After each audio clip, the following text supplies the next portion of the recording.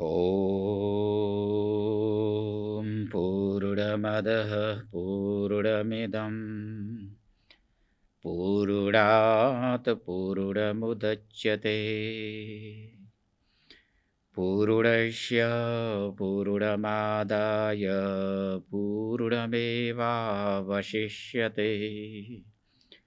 ॐ शान्तिः शान्तिः शान्तिः। शङ्करं शङ्कराचार्यं केशवं बादरायणम् सूत्रभाष्य कृतौ वन्दे भगवन्तौ पुनः पुनः। ईश्वरो गुरुरात्मेति मूर्तिभेदविभागिने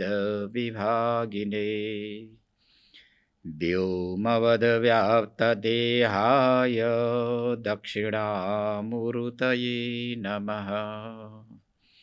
सच्चिदानन्दरूपाय विश्वोत्पत्त्यादिहेतवे तापत्रयविनाशाय श्रीकृष्णाय वयं नुमः। सच्चिदानन्दरूपाय गुरवे बुद्धिसाक्षिणे संसारतापदग्धानां शरण्याय नमो नमः।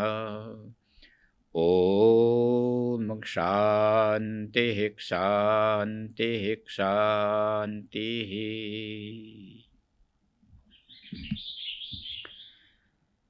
सर्वतो मनसो संगमादौ संगं च साधुषु दयां मैत्रीं प्रश्रयं च भूतेष्वुद्धायथोचितम् शौचं तपस्तितिक्षां च मौनं स्वाध्यायमार्जवम् ब्रह्मचर्यमहिंसां च समत्वं द्वन्द्वसंययोः सर्वत्रात्मेश्वरान्वीक्षां कैवल्यमनिकेतताम् विविक्तचिरवसनं सन्तोषं येन केनचित्।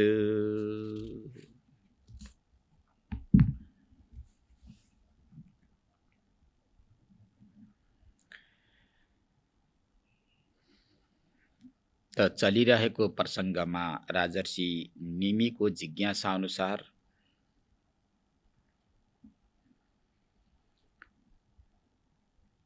सिद्ध महापुरुष चतुर्थ प्रबुद्ध महर्षिले उत्तर प्रदान गर्दै आफ्नो पाठलाई अगाडि बढाइरहनु भएको छ। त्यो राजर्षिको प्रश्न थियो, हे भगवान, यो मायारूप समुद्र तर्ने उपाय के हो? त्यसको लागि शास्त्रले के कस्ता चिन्तन र विचारहरू गरेका छन् वा शास्त्रले गरेको छ? त हजुरका मुखारविन्दबाट मैले यी प्रसङ्गहरू सुन्न चाहन्छु भनेर गरिएका प्रश्नको उत्तरमा महर्षिले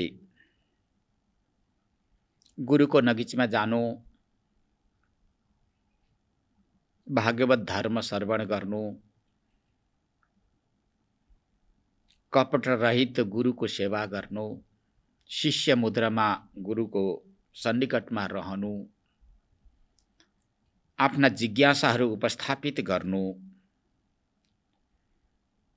ती जिज्ञासाहरूमा गुरुले विचार गरेर उपदेश दिनुहुन्छ, ती उपदेशहरूलाई मनन निधिध्यासन गर्नु,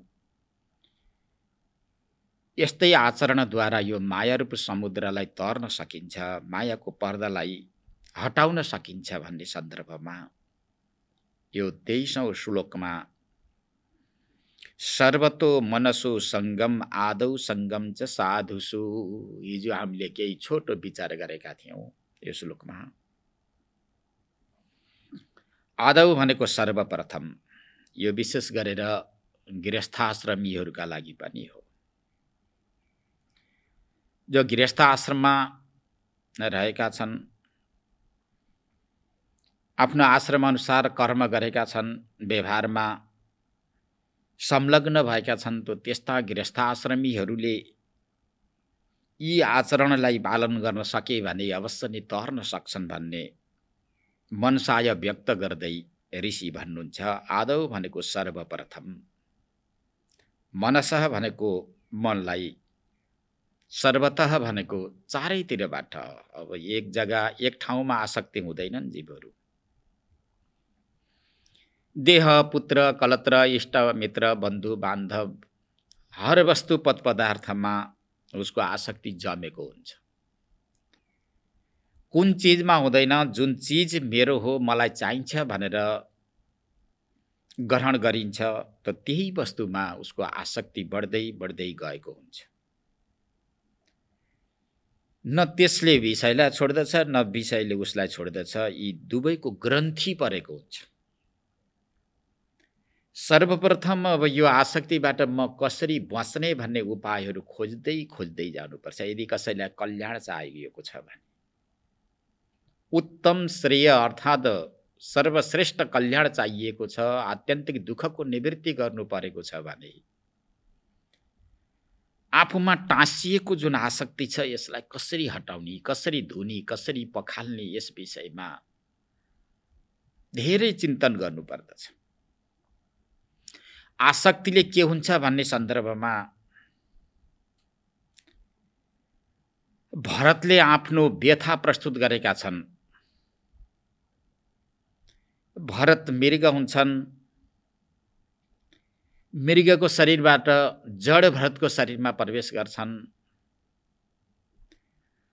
जड भरतको शरीरबाट राजर्षि रहुगणलाई उपदेश गर्ने क्रममा, हे राजा रहुगण, म कुनै समयमा अहम पुरा भरतो नाम राजा, म भरत नाम गरेको राजा थिएँ। मेरो अलौकिक सुखभोग थियो। अलौकिक त्यो सुखभोगलाई परित्याग गरेर गङ्गा किनारामा गएको थिएँ। एक विजातीय पशुले मलाई पशु नै बनाइदियो। किनकि मृग पशु पक्षी मनुष्यका विजातीय हुन्। ल सजातीयमा आसक्ति भएछ त्यो आफ्नै ठाउँमा छ, परन्तु सजातीयले मलाई खिच्न सकेन, परन्तु विजातीय पशुले खिचेर मलाई मृग योनिमा पुर्याइदियो। त्यसपछि अहिले म जड भरतको शरीरमा आइरहेको छु। सङ्ग दोष, आसक्ति दोष ज्यादै ठुलो दोष रहेछ, अनर्थ रहेछ राजर्षि। एक विजातीय वस्तुमा आसक्ति हुँदा, मोहित हुँदा त मैले तीन योनिलाई बदल्नु पर्यो भने अब तिमीले, म ठुला देशको राजा हुँ, असल शासक हुँ, म जस्तो शासक सृष्टि संसारमा कोही छैन भन्ने भावना गर्दै हिँड्दा कति जन्मसम्म आमाको गर्भ र मृत्युको मुखमा जानु पर्ला ख्याल गर भनेर जड भरतले आफ्नो कथा अर्थात् आत्मकथा प्रस्तुत गरेर उपदेश गर्नुभएको छ। त्यो आसक्तिले यस्तो हुँदो रहेछ। अर्को पनि विचार गरौँ। उरुड नाभि भनिन्छ, माकुरो। माकुराले बच्चा पार्छ। पहिला त फुल, त एउटै फुल हुन्छ, एउटै फुलमा धेरै बच्चाहरू हुन्छ। माकुर्नीले त्यो फुललाई तोपेकी हुन्छे, रक्षा गरेकी हुन्छे। सारा प्राणीबाट रक्षा गर्दै गर्दै जान्छे अनि त्यो फुल्छ। फुल फुटिसकेपछि ती बच्चाहरूमा उसको आसक्ति त्यत्तिकै रहन्छ। कहीँबाट विघ्न विक्षेप आउँछ कि भनेर ती बच्चाहरूलाई रेखदेख गर्दा गर्दै अन्त्यमा ती बच्चाहरूलाई नै आमाको पेट खाएर एउटा खिक्रिक्क बनाएर छोडिदिएको, खोक्रो बनाएर छोडिदिएका हुन्छ। अब फुल पारे, समयले फुल फुट्यो, जाल छँदैछ। यही जालमा विभिन्न प्रकारका कीटाणुहरू पर्दछन् र यिनको जीविका चल्छ भनेर आमा यदि त्यहाँबाट निक्लेर बाहिर गइदिएको भए, त्यो माकुर्नीले जाल छोडेर बाहिर गइदिएको भए मर्नुपर्ने थिएन। यी मेरा छोराछोरी हुन्, यिनले के गरेर खान्छन्, कसरी बच्न सक्छन्, हिंस्रक प्राणीहरूबाट यिनी कसरी बच्न सक्छन् भनेर तिनीमा अत्यन्त आसक्ति हुँदा हुँदा तिनीबाट खाइएर माकुर्णले आफ्नो जीवनलाई अन्त्य गरिदिनु पर्दछ। त्यो आसक्ति भन्ने वस्तु बडा विचित्र छ। परमात्माले यस्ता यस्ता वस्तुको रचना गरेको छ, सृष्टि हो, सबै वस्तुको रचना गर्नुपर्छ। जीवात्माले ती वस्तुलाई खिचेर आफ्नो बनाएर आफ्नो स्वामित्वमा राखेर अधीनस्थ गरेर अनि यी वस्तु मेरै लागि हुन्, एक्लैले भोग गर्नुपर्छ भन्ने भावना गर्दै गर्दै जाँदा तिनी वस्तु पदार्थद्वारा बाँधिएर अन्त्यमा ठुलो नोक्सान बेर्नु पर्ने हुन्छ। त यसलाई सङ्केत गर्दै सर्वतो मनसो सङ्गम आदौ, आदौ भनेको सर्वप्रथम यो आसक्तिदेखि बच्नु अत्यन्त बुद्धिमानी हुन्छ। हे राजर्षि, अब यो सङ्गतलाई हटाउनको लागि कसरी, के उपाय छ त? कसरी हटाउने? फेरि त्यसै हटाउन त सकिँदैन। यी सारा वस्तुबाट यो मनलाई हटाउने कोसिस गर्नु, तर के को आधारमा? फेरि एउटा माध्यम चाहिन्छ। आधार आश्रय नभएसम्म त्यसलाई अहिलेसम्म भोग गरेको विषयलाई भुल्न पनि सकिँदैन, स्वाभाविकै हो। जुन वस्तुमा रहियो बसियो, जसको विषयमा ठुलो चर्चा परिचर्चा गरियो, परिश्रम पनि गरियो, यही नै सत्य हो भनेर कम्मर कसेर लागियो, अब त्यो वस्तुलाई भुल्न त बडा गाह्रो हुन्छ, कठिनाइ हुन्छ। केही न केही माध्यम त चाहिएला। माध्यम हो साधुसु सङ्गम, साधुको सङ्गत।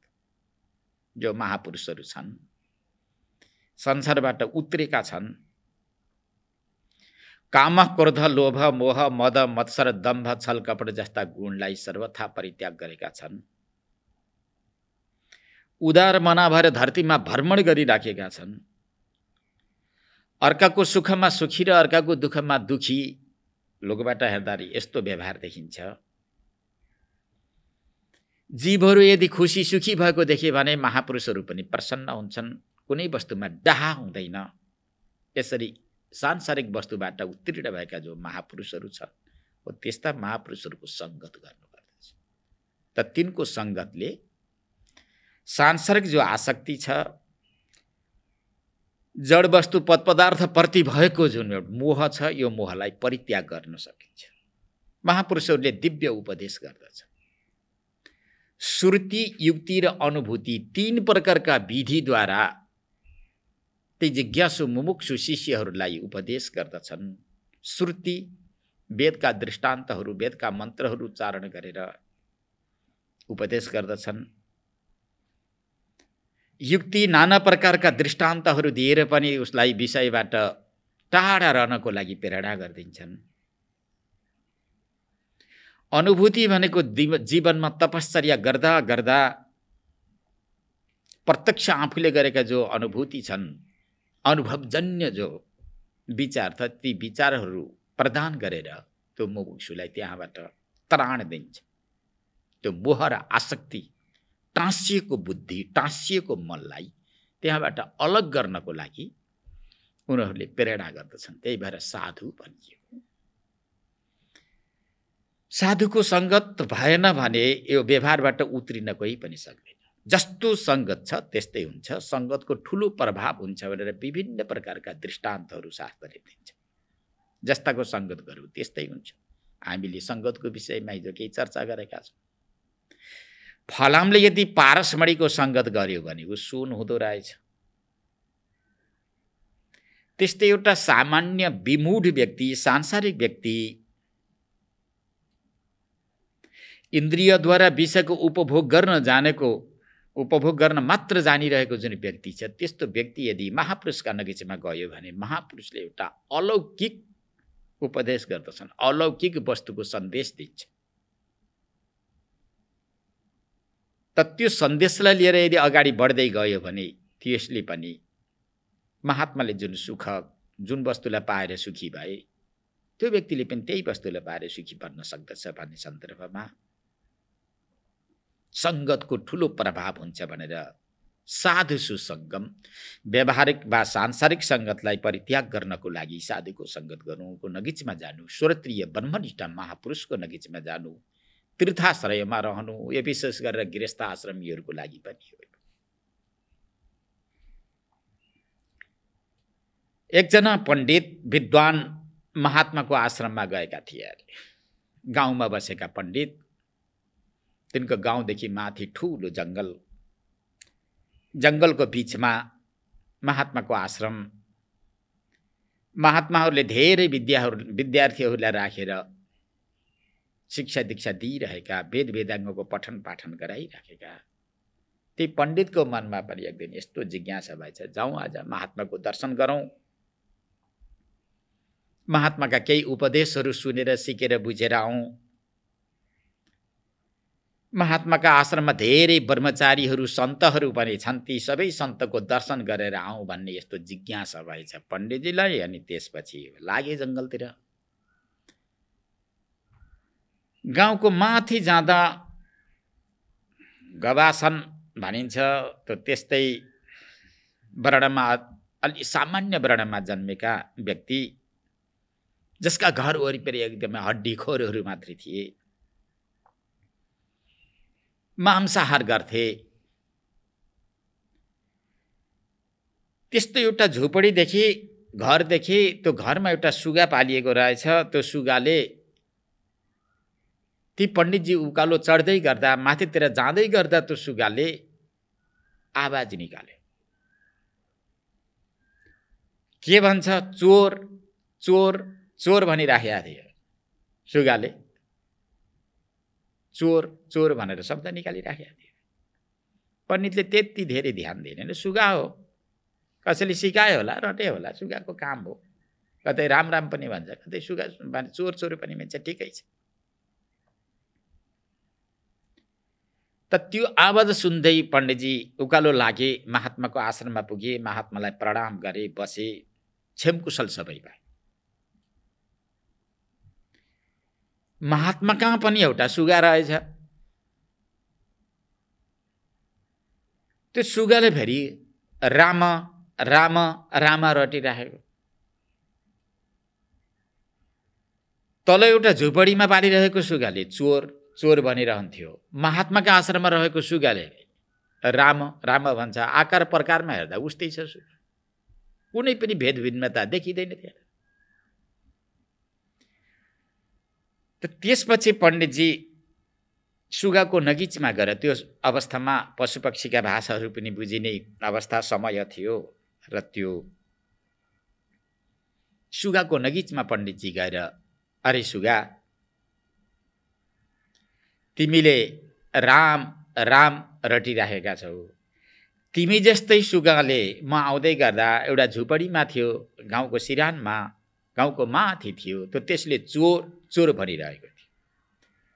तिमीहरूको आकार प्रकार रूपमा एकै देखिराखेको छ। उसले चोर छ भनिराखेका छ, तिमीले राम राम भनिरहेका छौ। त उसले चोर किन भन्छ र तिमीले राम राम किन भन्छौ भनेर सोधिसकेपछि त्यो सुगाले भन्छ, महात्मा कहाँ पालिरहेको जुन सुगाले भन्छ, हे महात्मा, हे पण्डितजी, माता पेका पिता पेको मम तस्य सुकस्य च। हे पण्डितजी, त्यो तल चोर चोर भन्दै गरेको सुगा र राम राम भन्दै गरेको म सुगाका माता र पिता एउटा, आमा पनि एउटै हो, बुवा पिताजी पनि एउटै। प्रसङ्ग त अहम मुनि भिरानी त हो। त्यस्तो प्रसङ्ग जुटेछ एक दिन। त्यो हो गवासन, जसले गोमांस पनि आहार गर्दछ, चमार भनी भनेर भन्दछ। महात्माको र उसको सङ्गत भएछ, अनि दुवैजना सँगसँगै हिँड्नु भएछ। बाटामा आउँदै गर्दाखेरि हामी दुईटा सुगा भेटियौँ। महात्माले मलाई उठाएर लिएर आउनुभयो, गवासन व्यक्तिले उसलाई लिएर आयो, जो मांसाहारी थियो, जसको कर्म अत्यन्त नीच छ। त उसले उसलाई लिएर गयो, उसले आफ्नो कुटियामा पाल्न थाल्यो, आफ्नो झोपडीमा राख्न थाल्यो, पाल्न थाल्यो। म महात्मा कहाँ आएँ, महात्माको सङ्गतमा बसेँ। महात्माले आफ्ना शिष्यहरूलाई वेद पढाउनु, वेदान्त शास्त्र पढाउनुका साथसाथैमा राम राम रटाउनु हुन्थ्यो। कमसेकम दिनमा 1 घण्टा राम राम जप्नु पर्थ्यो महात्मा कहाँ बसे। यहाँ यो आश्रमको नियम नै 1 घण्टा हरे राम राम राम हरे हरे, हरे कृष्ण कृष्ण कृष्ण हरे हरे। वेद वेदान्त शास्त्रको पठन पाठन त हुन्छ नै, त्यसदेखि अतिरिक्त दिनमा 1 घण्टा हरे रामको धुन यहाँ चलिरहन्छ। त्यो हरे रामको धुन सुन्दा सुन्दा सुन्दा मलाई यस्तो कण्ठस्थ भयो कि राम नामको राम राम मात्रै आउने भयो, त्यसदेखि अतिरिक्त अरू केही पनि आउँदैन। उसले लहर आफ्नो झोपडीमा राख्न थाल्यो।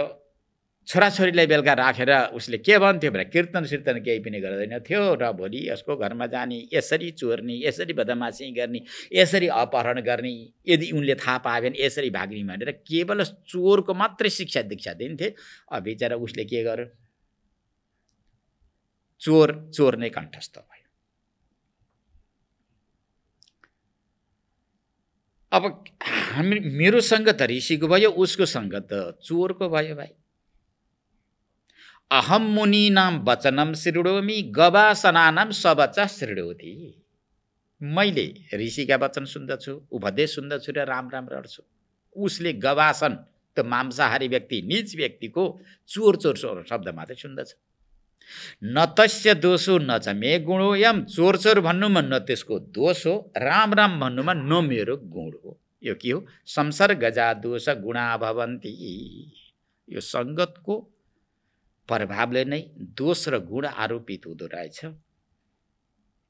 हे पण्डितजी, न अब त्यसको दोष न मेरो गुण, यो केही होइन। मैले महात्माको सङ्गत पाएर राम राम रटेँ। उसले अब गवासनको शब्द सुनेर चोर रटिरहेको छ। यसमा कुनै प्रकारको गुण र दोषको प्रभाव छैन भनेर सुगाले भनिसकेपछि उनलाई ठुलो शिक्षा मिल्यो। ओहो, सङ्गतको प्रभाव त यस्तो हुँदो रहेछ। म अहिलेसम्म गाउँमा बसिराखेको छु। गाउँमा जे जस्ता व्यवहार हुन्छन् त्यस्तै व्यवहार मात्रै गरिराखेको छु। धेरै महात्माको सङ्गत गर्न पाएको छैन। अब दुनियाँको सङ्गत गर्दा त दुनियाँले जस्तो चिन्तन गरेको छ, दुनियाँभित्र जस्ता जस्ता भावना छन् तिनै भावना नै पोख्ने हुन्। तिनै भावनाको बिचमा रहँदा अब मेरो उद्धार र कल्याण हुन सक्दैन भनेर ती पण्डितजीले घर गृहस्थ आश्रम छोडेर महात्मा हुन्थे अरे।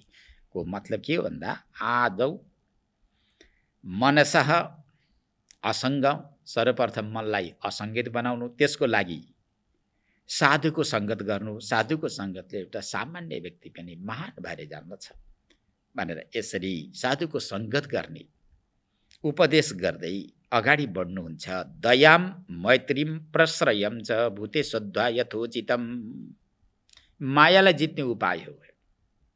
मायालाई कसरी जित्न सकिन्छ, यो पर्दालाई कसरी हटाउन सकिन्छ, मायाको समुद्रलाई कसरी शोषण गर्न सकिन्छ, यो जिज्ञासा थियो। त्यो जिज्ञासालाई कृतार्थ बनाउँदै महर्षि अगाडि बढ्नुहुन्छ। भूतेषु भनेको सारा प्राणीमा, यथोचितम भनेको यथायोग्य वस्तुद्वारा सम्मान गर्नु, स्वागत गर्नु।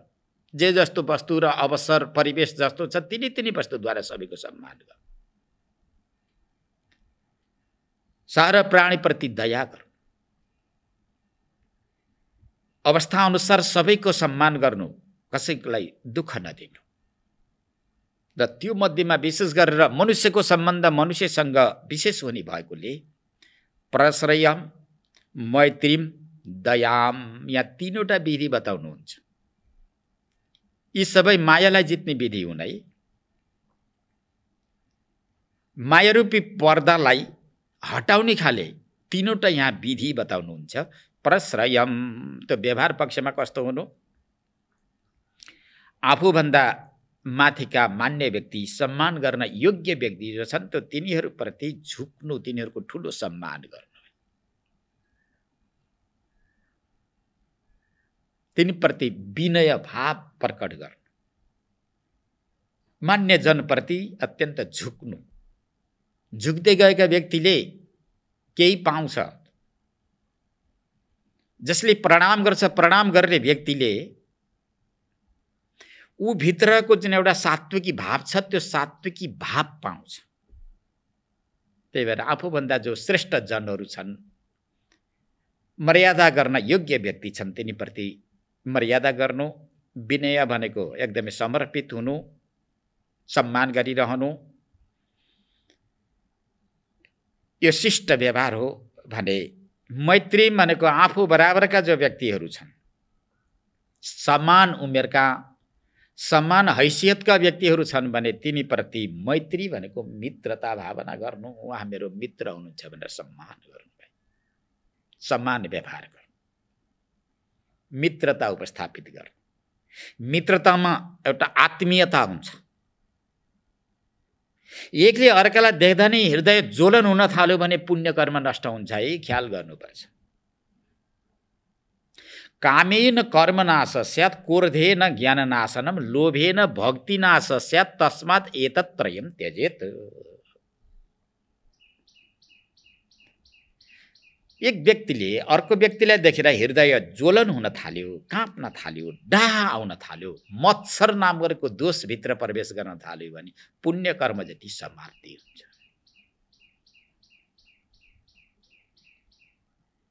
जसरी सुकेका दाउरामा आगो लाग्यो भने ती दाउरा जति सबै खत्तम गरिदिन्छ, जति ठुलो पहाड बराबर भए पनि त्यो अग्निले ध्वस्त गरिदिन्छ। त्यस्तै व्यक्तिभित्र यी विकार विकृतिहरू आउन थाले भने अनेक जन्ममा आर्जित शुभ कर्म पुण्य कर्म पनि पुरा ध्वस्त भएर जान्छ। त्यही भएर बचाउन बडा गाह्रो हुन्छ। पुण्य कर्म गर्नुभन्दा, पुण्य कर्मद्वारा शुभ फल आर्जन गर्नुभन्दा आर्जित त्यो फललाई रक्षा गर्न बडा गाह्रो हुन्छ। त्यसमा होशियार हुनुपर्छ सबै व्यक्ति। अझ गृहस्थ आश्रमीहरूले ज्यादै ख्याल गर्नुपर्छ। म कुन आश्रममा छु, कुन आचरणमा छु, कस्तो कर्म गर्दैछु, मेरो गन्तव्य कहाँ हो भनेर हर गृहस्थले विचार गर्नुपर्छ। भनिन्छ प्रातःकालमा उठेर व्यवहारमा प्रवेश गर्नुभन्दा पहिला आज दिनमा मैले कस्ता कस्ता कर्म गर्नु भनेर दिनको एउटा योजना बनाउनु। भद्रम पश्चिम भगवती सुर्ती माताले भन्नुहुन्छ, दिनभरि मैले राम्रै राम्रा विषयहरूको दर्शन गर्न पाऊँ, महापुरुषहरूको दर्शन गर्न पाऊँ, भद्र व्यक्तिहरूको दर्शन गर्न पाऊँ, देवागारभित्र रहेका मूर्तिहरूको दर्शन गर्न पाऊँ, आँखाद्वारा कानद्वारा राम्रा राम्रा शब्द सुन्न मिलोस्। आज दिनभरि मैले राम्रै राम्रा शब्दहरू सुनेर यो दिनलाई मैले क्षेपण गरौँ वा दिनको सम्मान गरौँ। मेरा पाउदेखि लिएर श्रीसम्म जति पनि इन्द्रियहरू छन्, अङ्ग प्रत्यङ्गहरू छन्, आज दिनभरि शुभै कर्म गरेर मैले यिनलाई व्यतीत गर्नुपर्छ, यिनको सदुपयोग गर्नुपर्छ भन्ने भावना गरौँ। एउटा योजना बनाउँ। कर्ममा प्रवेश गर्नुभन्दा पहिले बिहान उठेर पहिले देवताको ध्यान, ब्रह्मको चिन्तन, तीर्थहरूको स्मरण, अनि त्यसपछि आज दिनमा मैले के गर्ने भनेर योजना। बेलुका पनि सुत्नुभन्दा पहिले विचार गर्नु कि आज मैले दिनमा के कर्म गरेँ, कसरी आजको मेरो दिन व्यतीत भयो भनेर विचार गर्नु। त्यसै सुत्नु हुँदैन। त्यो बिहान मैले जुन योजना बनाएको थिएँ, योजना अनुसार मेरा दिनचर्याहरू व्यतीत भए कि भएनन् भनेर सुत्नुभन्दा पहिला विचार गर्नु। यसरी यी विचारहरू हुँदै गए भने खराब कर्महरू हुन पाउँदैनन्। ती कर्महरू अत्यन्त परिमार्जित हुन्छन्। त त्यसैले पुण्य कर्मलाई जोगाइरहनुपर्छ। पुण्य कर्म समाप्ति भयो भने त्यो व्यक्तिको मान सम्मान प्रतिष्ठा इज्जत जे छ त सबै गुम्न सक्छ।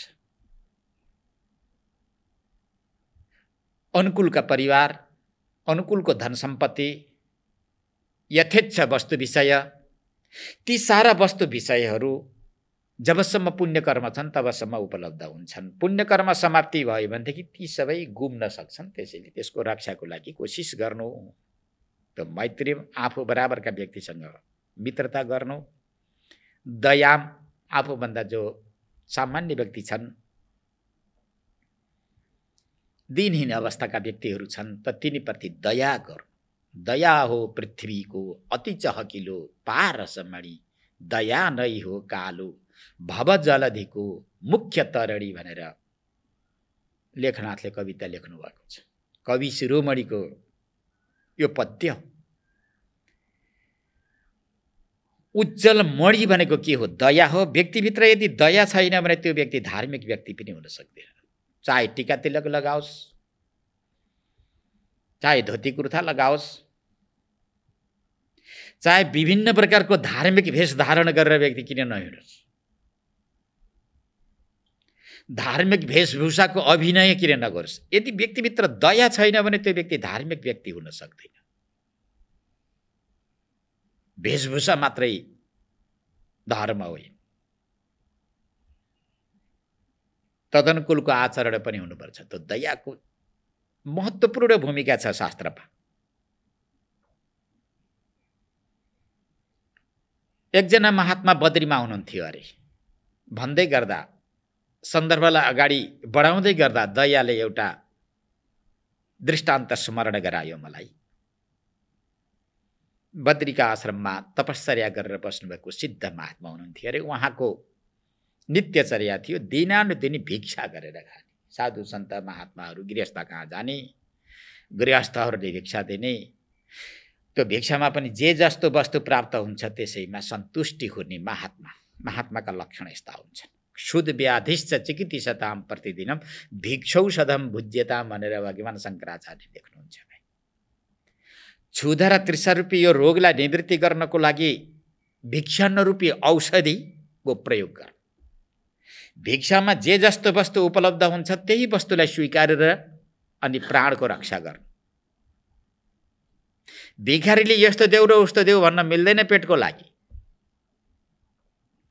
सनातन वैदिक धर्मको रक्षा गर्नु पर्ला, धेरै विद्यार्थीहरूलाई पठन पाठन गराउनु पर्ला, विद्वान गराउनु पर्ला, लोकलाई शिक्षा दिनु पर्ला। विभिन्न प्रकारका यी माध्यमहरू अपनाउने बेलामा ठिक छ यो ऊ भनेर केही तोकेर पनि माग्नु पर्ला, त्यो आफ्नै ठाउँमा लाग्छ। तर आफ्नो पेटको लागि, प्राण रक्षाको लागि नारायण हरि भनेर गृहस्थ आश्रममा गएर हात थापिन्छ। ती गृहस्थको हृदयमा जे जस्तो दया आउँछ तिनले जे जस्तो वस्तु दिन्छन् माग्नु, ल्याउनु, एकान्तमा बस्नु, पकाउनु, खानु, प्राणको रक्षा गर्नु यो सन्तको वृत्ति हो। बद्रीस्थ महात्माले पनि दिनानुदिन भिक्षावृत्ति गरेर आफ्नो दिनचर्या चलाउनुहुन्थ्यो। एक दिन कुनै गृहस्थको घरमा जानुभयो भिक्षा माग्न। त्यो गृहस्थहरू बडा नास्तिक रहेछन्। भिक्षाम देही नारायणम हरि भनेर गएर जब हात थाप्नु भएको थियो त्यो घरमा मोटो घाटो छोरो मान्छे रहेछ। हातमा त्यो नारायण हरि भन्ने त्यो शब्द सुन्दा बित्तिकै अब त्यसको पारो चढ्यो। हातमा लौरो लिएर आयो र महात्मालाई मारे पिट्न झम्टिन थाल्यो। मूर्ख, मेरो घरमा भिक्षा माग्न आउने नारायण हरि भन्ने, तेरो नारायण पनि चाहिएन, तेरो हरि पनि छैन, भोलिदेखि मेरो ढोकामा नआउने भनेर एक लाठी हिर्कायो महात्मालाई। ल ठिकै छ, आज मेरो प्रारब्ध यस्तो रहेछ भनेर महात्मा फर्की गए कुटियामा। अब महात्मा पनि आफ्नै वृत्तिका हुन्छन्, आफ्नै स्वभाव संस्कारका हुन्छन्। अर्को दिन पनि गए त्यो घरमा, फेरि नारायण हरि भिक्षाम देही भन्दै गए। अनि त्यो मान्छेले विचार गर्यो, घरको बुढोले विचार गर्यो, भाइ हिजो एक लाठी खाइसकेको छ, आज फेरि पनि फर्केर आएर नारायण हरि भन्छ। अब पिट्न भएन, अब लाठी लिएर जानु भएन, किनकि अङ्गभङ्ग भयो भने फेरि अर्को केही पर्ला, समस्या पर्ला। फन्ड कुकुर फुकाएर लाग्थ्यो। ओ कुकुर आयो, ग्याउ ग्याउ ग्याउ। महात्मा अघि दौडेका छन्, पछि पछि कुकुर दौडेको छ। एन केन प्रकार बचेर गए महात्मा कुटी। अब त आउँदैन होला भनेको त भोलिपल्ट बिहान फेरि गए, नारायण हरि भन्दै गए। महात्माको ताल न हो, भिक्षाम देही भन्दै गए। त्यसपछि त्यो त्यहाँ घरको बुढो बाहिर निक्लेन। घरकी बुढीले, बुढी माउले दैलो लिप्दै रहेछ। गौरी लिप्दै नि, अहिले पो सिमेन्ट आयो, त्यो बेला त त्यो सिमेन्ट केही थिएन। पोतोले घर लिप्दै रहेछ। ती महात्मालाई नारायण हरि भनेको सुनिसकेपछि त बुढीलाई पनि रिस उठ्यो। त्यो घरमा बुढाबुढी त्यस्तै मिलेन। कुनै घरमा त यस्तो हुन्छ, बुढो नास्तिक भए पनि बुढी आस्तिक हुन्छ, श्रीमती आस्तिक हुन्छ, श्रीमती नास्तिक भए पनि श्रीमान आस्तिक हुन्छ। कमसेकम कुनै न कुनै कोणमा दया बसेको हुन्छ कि आस्तिक भावना बसेको हुन्छ। त्यो घर त्यस्ता जन्तुको भेटघाट भएछ, आस्तिकता भन्ने केही पनि छैन। दुवै उस्तै परेछ। घर लिप्दै थिए, नारायण हरि भन्दै आउँदै गर्दा अनि गुरुका नजिकमा गएर चर्चा परिचर्चा गरिरहनु, आफूलाई लागेका शङ्काहरूलाई उपस्थापित गर्नु, यसलाई मौन भनेको। मौन भनेको बाणीलाई रोक्नु, बोल्दै नबोल्नु, लाटो जस्तो भएर भन्नु, हाउ हाउ गर्नु, हात यता गर्नु, अनि विषय वासना जति हृदयमा बोकेर बस्नु, यसलाई मौन भन्न खोजेको होइन। वृथा वार्तालाप, अन्यथा वार्तालाप, अर्कालाई बिजाउने बाणी, दुःख दिने खाले बाणी, यस्तोको प्रयोग नगर्नु। मौनम यो चारै आश्रममा हुन्छ। गृहस्थ आश्रममा, ब्रह्मचर्य आश्रममा, वानप्रस्थ र सन्यास आश्रम, यो व्रत चारै आश्रमको लागि हो। मौन। स्वाध्याय भनेको गुरुको नजिकमा बसेर स्वाध्याय गर्नु। माया तर्ने उपाय बताउनुहुन्छ प्रबुद्ध मुनिले। स्वाध्याय भनेको गीता, उपनिषद, भागवत जस्ता ग्रन्थहरू, विवेक चूडामणि जस्ता ग्रन्थहरू साथमा राखेर पढ्नु। विशेष गरेर एकपल्ट गुरुले उच्चारण गर्नुहुन्छ अनि त्यसपछि आफूले उच्चारण गर्नु। अनुच्चारण भनेर बताएको छ। जस्तो हाम्रो यो हरिहर सन्यास आश्रममा सदा सर्वदा स्वाध्याय भइरहन्छ। गुरु र शिष्यको सम्बन्ध हुन्छ। आचार्यहरूले उपदेश गर्नु, पढाउनु, साधु सन्तले पढ्नु, विद्यार्थीहरूले पढ्नु, जस्तो यहाँ नित्य स्वाध्याय चलिरहन्छ हो त्यस्तै प्रकारले यसलाई स्वाध्याय भनिन्छ। यसलाई खण्डित नगराइकन अगाडिपट्टि लैजानुलाई यसलाई स्वाध्याय भनिन्छ। सकेसम्म गुरुका नजिकमा बसेर सुन्नु। यदि यस्तो अवसर मिलेन भने घर गृहस्थ आश्रममा त यो दिनान्तदिन सम्भव छैन नि भनेर प्रश्न गर्नुहोला। यथा समयमा सुने पढेका जुन ग्रन्थहरूलाई हातमा लिएर बसिरहनु, पढिरहनु, आफू एक्लै पनि पढिरहनु, यसलाई पनि स्वाध्याय भनिन्छ। हुन्छ नि, सुनिएको हुन्छ गीताहरू, उपनिषदहरू, अन्य पुराणहरू, हो त्यसलाई एक्लै बसेर पढिरहनु, यसलाई स्वाध्याय भनिन्छ। आर्जवम भनेको अकौटिल्यम भनिन्छ। कुटिलता नभएको प्राय गरेर व्यक्तिमा के हुन्छ, कुटिलता व्यवहार हुन्छ, कुटिल व्यवहार। एकले अर्कालाई मनमा एउटा कल्पना गर्छ, बाणीले जीव हजुर भन्छ, बडा नम्र वाक्यको प्रयोग गरे हुन्छ, तर मनमा अर्कै छ। अनि व्यवहारमा फेरि अर्को गर्छ। मनमा एक, बाणीमा अर्को र व्यवहारमा अर्को गर्न थाल्यो भने यी दुष्टका लक्षण, यी सज्जन साधुका लक्षण होइन। मनस्यन्यत वचस्यन्यत कर्मण्यन्यत दुरात्मना मनस्येकम वचस्येकम कर्मण्येकम महात्मना भनेर बताइन्छ। मनमा जे छ बाणीले त्यही उच्चारण गरेको छ, बाणीले जस्तो उच्चारण गर्दछ कर्म व्यवहारमा त्यस्तै गर्दछ, सत्वगुणी कर्म गर्दछ। यी महात्माका लक्षण हुन्। महात्मा भनेको राता पहेँला सेताई कपडा, रुद्राक्ष, भस्म, त्रिपुण्ड मात्रै यो महात्मा होइन। महात्मा भनेको त स्वभाव हो, संस्कार हो, शिष्टता हो, शिष्टाचार हो, सौम्य स्वभाव हो। शास्त्रीय आचरणमा रहनुलाई महात्मा भनेर भनिन्छ। कुटिल व्यवहारलाई परित्याग गर्नु। यदि कुटिल व्यवहार कुनै व्यक्तिसित गर्न थाल्यो भनेदेखि त्यो व्यक्तिले सुख पाउँदैन कहिले, किनकि अन्तर्यामी भित्र बसेको छ। कसैको अभरो अकल्याणकारक कर्म वा चिन्तन गर्दैछ भनेदेखि त्यो व्यक्तिले दुःख पाउँछ। त्यसैले आर्जवम भनेको सरल व्यवहार कसरी गर्न सकिन्छ, आफू सरल कसरी बन्न सकिन्छ, त्यसरी लाग्नु। यिनी व्यवहारद्वारा माया जित्न सकिन्छ। ब्रह्मचर्यम अहिंसा हुन्छ। ब्रह्मचर्य व्रत एक त ईश्वरलाई खोज्नु, ब्रह्मको चिन्तन गर्नु ब्रह्मचर्य भनिन्छ। अर्को ब्रह्मचर्य व्रत छ। गृहस्थ आश्रममा पनि यो पालना हुन सक्छ। गृहस्थीहरूको लागि पनि सन्तानोत्पादनको लागि तिथि मितिको निर्णय गरिदिएको छ शास्त्रले। भेडा बाख्राको जस्तो गृहस्थ आश्रम होइन। त्यो गृहस्थ आश्रममा पनि एकदमै नियम आचरणले युक्त भएर रहनुपर्छ। त्यसको लागि शास्त्रले विधान गर्दछ। गर्भाधानका विधि छन्, सन्तान जन्माउने विधि छन्, जन्मिसकेका सन्तानहरूलाई शिक्षा दीक्षा दिने विधि छ।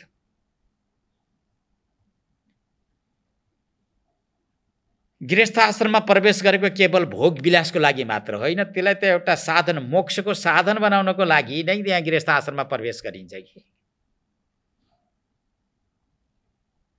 गृहस्थ आश्रम एउटा आश्रम हो, दम्पति यी दुवैको एकले अर्कालाई जुन साथ दिएर परब्रह्म परमात्माको भक्ति गर्ने, भक्तिद्वारा उसका दिव्य रूपको अनुभूति गरेर तर्नको लागि गृहस्थ आश्रममा प्रवेश गर्ने हो, भोग विलासको लागि होइन। इन्द्रियलाई तृप्ति बनाउनको लागि मात्र गृहस्थ आश्रममा प्रवेश गर्ने होइन। नीतिकारहरूले यस्तै भन्छ। त्यसैले ब्रह्मचर्यमा रहनु। अहिंसा भनेको मन, वचन र शरीरमा, कर्ममा हिंसा वृत्तिलाई परित्याग गर्नु। अन्य व्यक्तिको खराब चिन्तन गर्नु, त्यसको नाश होस्, त्यसको धन सम्पत्ति कलङ्कित होस्, यी विभिन्न प्रकारका तर्क र वितर्क आउन सक्छन् व्यक्तिका मनमा। त्यो मानसिक हिंसा हुन्छ। अर्कालाई कसरी दुःख दिउँ, अर्काको नोक्सान कसरी पुर्याउँ भन्ने जुन भावना, जो चिन्तन आउँछ, त्यो मनोगत हिंसा हुन्छ। कटु शब्दको उच्चारण गर्यो र अर्काको मनलाई पिरो बनायो, दुःख दियो, त्यो वाणीकृत हिंसा हुन्छ। शस्त्रहरू हातमा लिएर कसैको शिरोच्छेदन गरेर मांसाहार गर्न थाल्यो भने शरीरद्वारा गरिने हिंसा हुन्छ। यी तीन प्रकारका हिंसादेखि बच्नुलाई अहिंसा भनेर भनिन्छ। मनुष्यभर जन्मिसकेपछि मांसाहार गर्नु हुँदैन। कुनै व्यक्तिले मांसाहार गर्दछ भने त्यसको हृदयमा दया हुँदैन। जसको हृदयमा दया छैन त्यो व्यक्तिले परमार्थलाई सिद्ध गर्न सक्दैन। कठोरपन मनमा नआएसम्म त्यसले त्यो तरबार उठाउन सक्दैन। कठोर बुद्धिभित्र नआएसम्म त्यो बिचरा अबोध प्राणीका गलामा रहेर त्यो तरबार तिर्छाउन सक्दैन।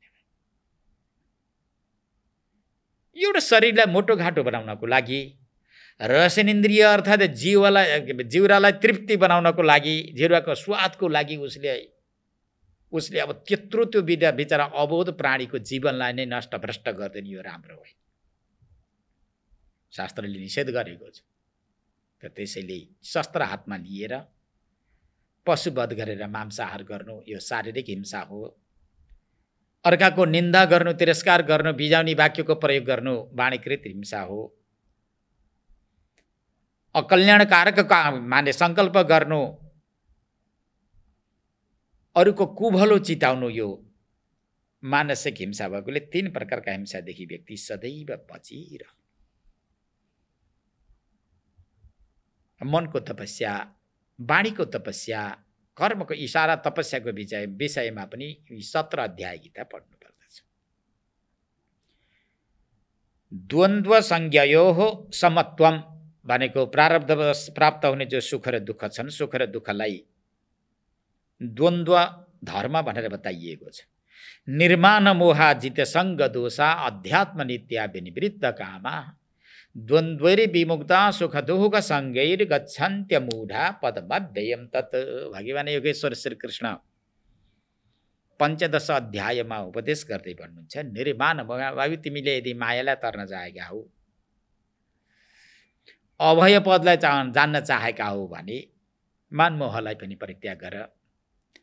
सङ्ग दोषलाई सदाको लागि तिमीले हृदयबाट विदा गरिदेऊ। अध्यात्म शास्त्रमा तिम्रो रति प्रीति जागृति होस्। कामोहिक जो सङ्कल्पहरू छन्, विभिन्न प्रकारका तृष्णा छन्, यो तृष्णालाई सनै कमी गरेर दबाइदेऊ। प्रारब्धवश उपस्थित भएका सुख र दुःखलाई तिमीले सहन गर। ती पनि तिम्रै उपज हुन्, तिम्रा कर्मका उपजहरू हुन्। दुःख र सुख पूर्व जन्ममा यदि पुण्यप्रद कर्म गरेका रहेछौ भने अलि सुख पाउँछौ। सुख पाउने कर्म गरेका रहेनछौ भनेदेखि दुःख पाउँछौ, रुन्छौ। तिमीद्वारा आर्जित यी पुण्य र पापात्मक कर्म ईश्वरले लिएर तिम्रो अगाडि सौगातको रूपमा लिएर टकारिदिन्छ।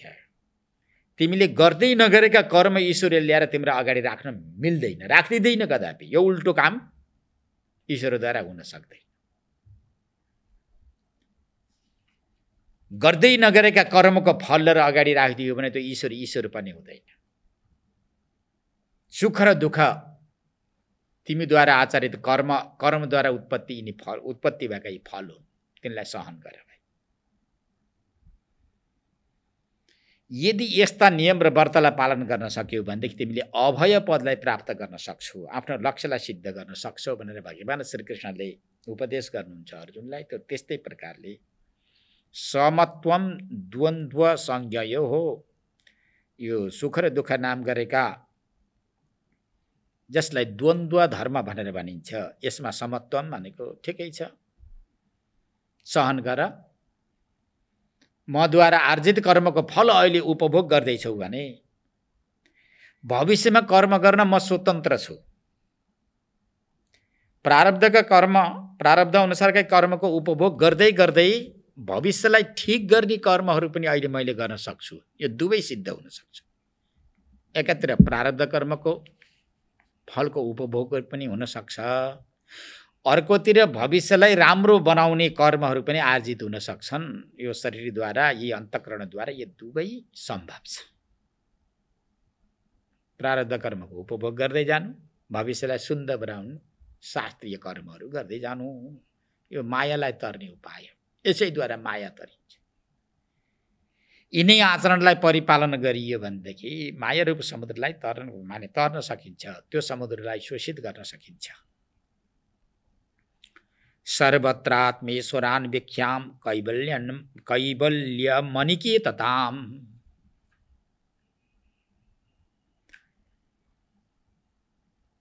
अब यो विशेष गरेर विरक्त महात्माहरूका लागि सङ्केत गर्नुहुन्छ। यी माथिका श्लोकमा जुन बताइए यी गृहस्थहरूका लागि पनि विशेष गरेर सङ्केत गरिएको छ भने अब मुनिहरूको लागि, एकान्त सेवीहरूको लागि, त्यागीहरूको लागि सङ्केत गर्दै यो श्लोक, यो कारिका प्रस्तुत गर्नुहुन्छ। यो 25औं श्लोक हो। यो श्लोकमा विशेष गरेर त्यागी, एकान्त सेवी मुनिहरूको लागि यहाँ सङ्केत गर्दै भन्नुहुन्छ, सर्वत्र आत्म ईश्वरान्वीक्ष्याम भन्नुहुन्छ।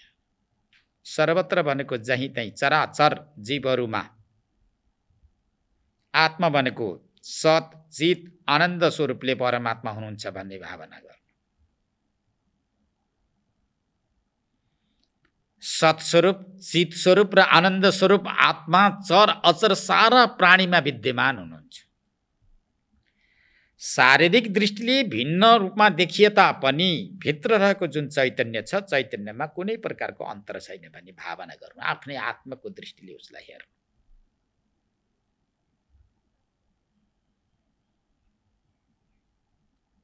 ती सबैमा सत्ता रूपेण भनिन्छ। सत्ता रूपले सबैमा ईश्वरको दर्शन गर्नु। जुन आत्मा हो त्यो नै ईश्वर हो। त्यही ईश्वरलाई नै चर अचर सारा जगतमा दर्शन गर्नु, यो ठुलो कुरा हो, सामान्य कुरा होइन। यो केवल उपदेशको मात्रै विषय होइन। जहीँ तहीँ आत्माको दर्शन गर्नु, ईश्वर भावमा ती सबैलाई आफ्नो हृदयमा ल्याएर राख्न सक्नु भनेको यो ठुलो कुरा, सानो कुरा होइन। सर्वत्र आत्मेश्वरान्वीक्ष्याम, आत्मा रूपले, ईश्वर रूपले सबैभित्र रहेको चैतन्यको दर्शन गर्नु, त्यो ठुलो व्यक्ति हो। वृक्षलाई देख्दा वृक्षभित्र आत्माको दर्शन, सामान्य पशु पक्षी प्राणीहरूलाई देख्दा तिनीभित्र आत्माको दर्शन, एक व्यक्तिले अर्को व्यक्तिलाई देख्दा शारीरिक दृष्टिले नभएर एउटा आत्मिक दृष्टि अर्थात् ईश्वरको दृष्टिले हेर्नु भनेको त्यो ठुलो कुरा हो। यसलाई समदर्शिता भनेर भनिन्छ। सत्ता रूपेण, अब शारीरिक दृष्टि त छुट्टा छुट्टै हुन्छ, तिनीसँग त्यस्तै प्रकारको व्यवहार हुन्छ।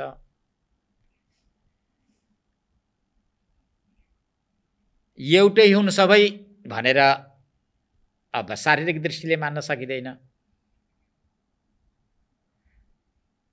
ब्रह्मज्ञानी महापुरुषको पनि शरीर नै हो, गाई भैँसीको पनि शरीर नै हो। ब्रह्मज्ञानीहरूमा जुन अब शारीरिक दृष्टिले व्यवहार हुन्छ त्यो त्यस्तै खाले व्यवहार हो, गाई भैँसीमा हुन सक्दैन। शारीरिक दृष्टिमा भिन्नता भए तापनि सत्ता रूपेण आत्मचैतन्य रूपले एक परमात्मा हुनुहुन्छ भन्ने यस प्रकारको भावना गर्दै कैवल्यम अनिकेतताम भन्छ। एकान्तशीलत्व, प्राय गरेर एकान्तमा बस्ने अभ्यास गर्नु। मननशील जो मुनिहरू छन् ती मुनिहरू प्राय गरेर एकान्तमा बस्दछन्। तिनीमा चञ्चलता नआओस्, अनिकेतन घरको निश्चित नहोस्। यहाँ कैवल्य मुक्तिलाई नभनेर एकान्तको नै यहाँ अर्थ गर्दै भन्नुहुन्छ। निश्चित घर भयो भने यो घर बिग्रला, भत्कला, चुनी हुन्छ कि कसैले केही गरिदिन्छ कि विभिन्न प्रकारको टन्टो फन्टो हुन्छ, अहिवृत्ति भनेर बताइएको छ। कुनै निश्चित घर नभएको, आज अब त्यही घरै जानुपर्छ भन्ने कोही भावना नभएको, कुटिया झुपडी सुपडी यो होइन, सामान्य रूपमा भएको, जसले वासनाको वृद्धि गर्न नसकोस्। अनिकेतन यो मुनिहरूको लागि बताउनुहुन्छ, गृहस्थहरूको लागि होइन। गृहस्थहरूको लागि घर चाहिन्छ, अतिथिहरू आउँछन्, सेवा गर्ने सारा पदार्थहरू चाहिन्छन्। यी बिल्कुल घर गृहस्थ आश्रमलाई परित्याग गरेका जो मुनिवृत्तिमा रहन चाहने व्यक्तिहरूको लागि एकान्त सेवी बनुन्। अनिकेतताम भनेको कोही निश्चित बस्ने कहाँ के भन्ने कुरा, कोही घरको पनि निश्चित नभएको,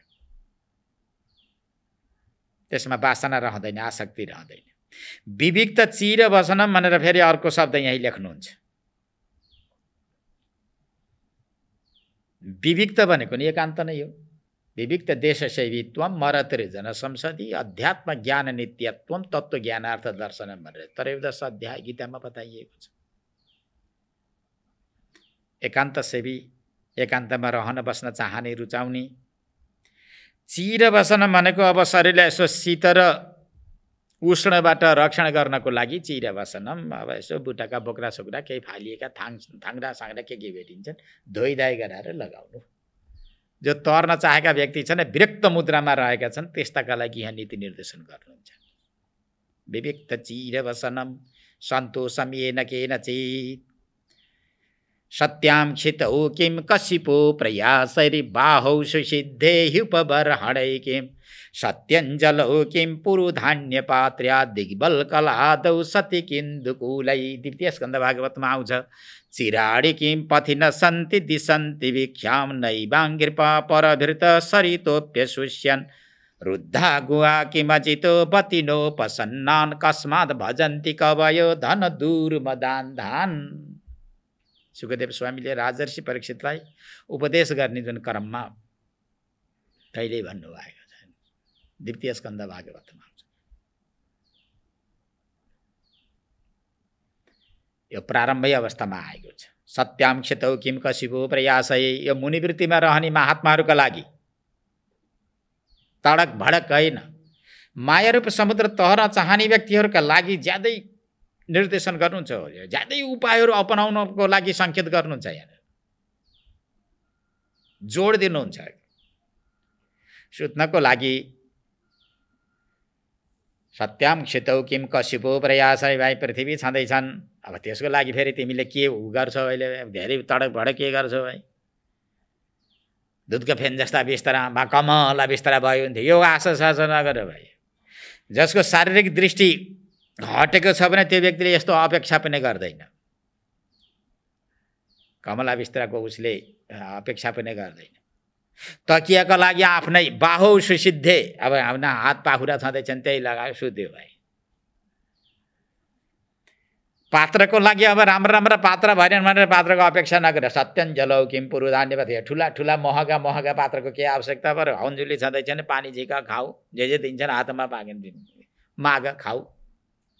दिग्बल कला आदौ सत्य, वृक्षका बोक्राहरू छँदैछन्, दिग्बलका दिशाहरू छँदैछन् भाइ, बुटाका बोक्राहरू पनि छन्। वस्त्रको लागि धेरै चिन्तित नभयो। कहाँकै सुन्दर सुन्दर वस्त्रको लागि तिमीले के चिन्तन गरिरहेका छौ। चाहिहाल्यो भने चिराडी किम पथि नसन्ति दिसन्ति भिक्षा के बाटोमा फालेका यसो थाङ्रा थाङ्राहरू हुन्छन्। अझ दोकान अर्थात् सहरको नजिकमा जाने हो भने भारी बोकेर यसो लपेटेर ल्याएका ती बोरीसोरी हुन्छन्, ती फालेका हुन्छन्। लैजाऊ धोइधाइ गर, गङ्गाजल सेचन गर, अपवित्र पवित्र वा सर्वा वस्ताङ्गतो विवाह मन्त्र तिमीसँग छँदैछ, जल सेचन गर, अनि त्यसपछि भिर लगाऊ हिँडा मस्तसँग। चिराडे किम पथि नसन्ति दिसन्ति भिक्षाम नैवाङ्गिर्प परिवृतो सरितोप्यशेषण। हेर भाइ, तिमीलाई हात छँदैछन्, घोडा हिँड्ने घोडा तिमीसँग छँदैछन्,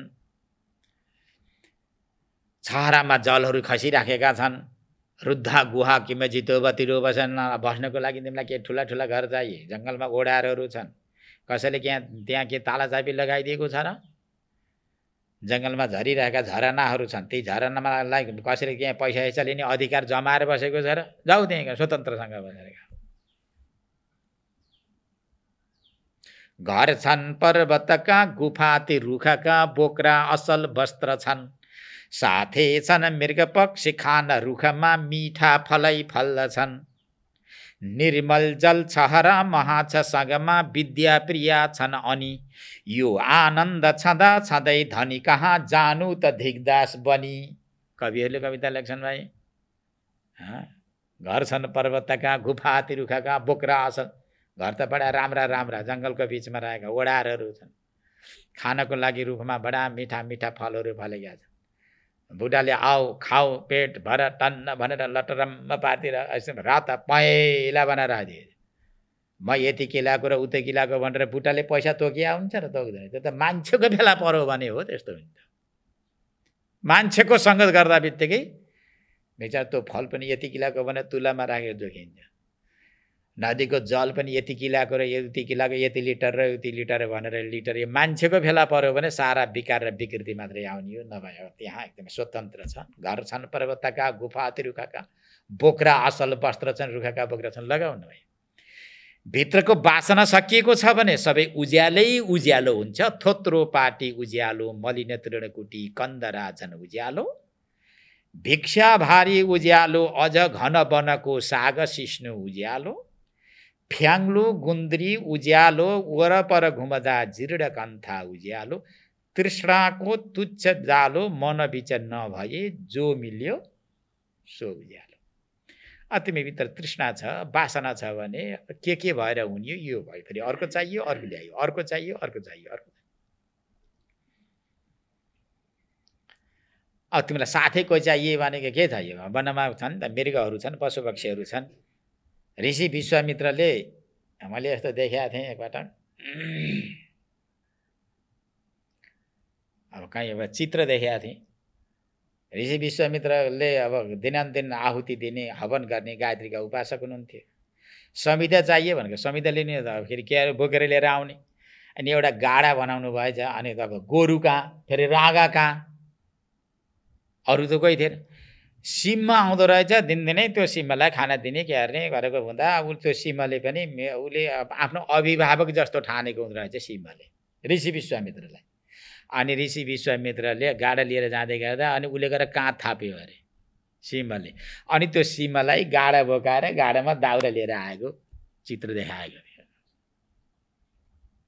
त्यो काल्पनिक होइन, भएकै कुरा हो। किनकि हिंसा वृत्तिलाई परित्याग गरेर ऋषिहरूका आश्रम वरिपरि घुम्दछन् हिंस्रक प्राणीहरू पनि भनेर लेखेका छन्। हिंसा वृत्तिलाई परित्याग गर्छन् अरे। यो त हामीलाई नै थाहा छ। हाम्रो रामकोटको आश्रम, पुरेश्वर महादेव मन्दिर, परमानन्द सन्यास आश्रम, बागलुङ जिल्लाको बिहुकोट रामकोट भनेर भनिन्छ। त्यहीँ हामीले पढेका हौँ।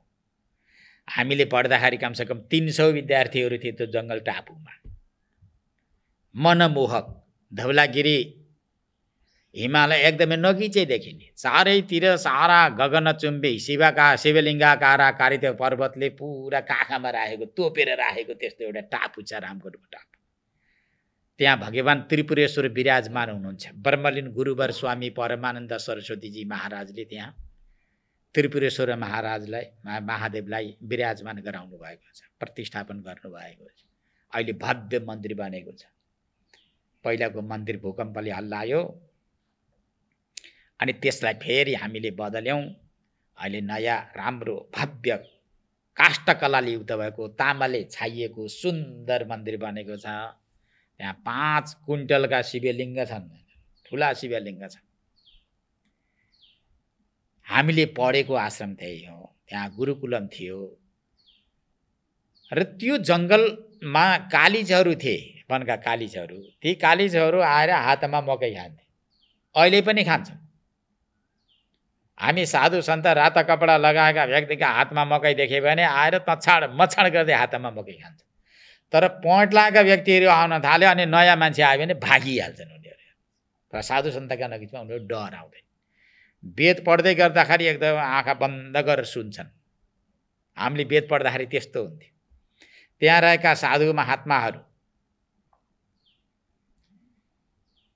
दुर्गानन्द गुरु, हाम्रो बर्मलिन गुरु महाराजलाई ठुलो सहयोग गर्ने त्यस्तो स्वामीजी त्यहाँ आश्रममा धेरै वर्ष बस्नुभयो।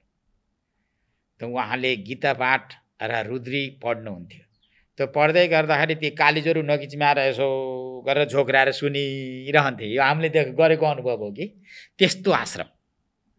त्यो आश्रममा अहिले पनि कालिजहरू आउँछन्, हातमा मकै खान्छन्। किनकि उनीहरूलाई यो विश्वास छ कि यहाँ बसेका साधुहरूले हामीलाई त्राण दिन्छन्, चारो दिन्छन्, यिनीमा हिंसा वृत्ति छैन, यी हाम्रा अभिभावक हुन् भन्ने यस प्रकारको भावना उनमा जागृति भएको छ। त्यसैले व्यक्तिहरूको भित्रको जुन भावनालाई पशु पक्षीहरूले पनि बुझ्छन् भनेर बताएको छ।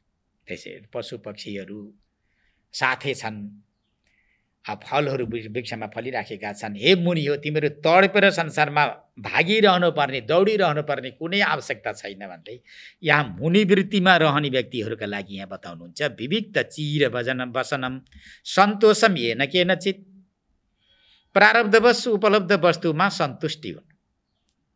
येन केनचित्, प्रारब्ध अनुसार जे जस्तो वस्तुको उपलब्ध हुन्छ त्यसैमा सन्तुष्टि हुनु, सन्तोषी भएर बस्नु, आत्मचिन्तनमा रमण गर्नु, ब्रह्मचिन्तनमा रमण गरेर बस्नु।